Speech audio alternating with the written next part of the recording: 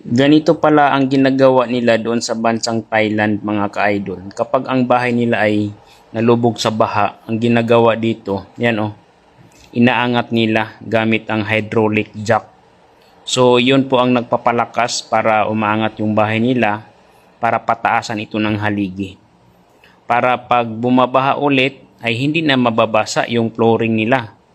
Or kasi minsan nasasayang din kapag bahay nila ay nalulubog sa baha, ay talagang halos lahat ng gamit nila ay nasasayang. Kawawa naman yung first floor, second floor.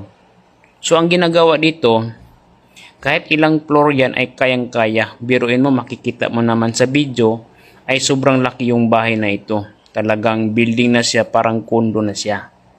Pero nakikita mo dito, talagang sinisikap nila na iangat yung bahay nila para hindi masasayang tuwing nabahaan. Kung mapapansin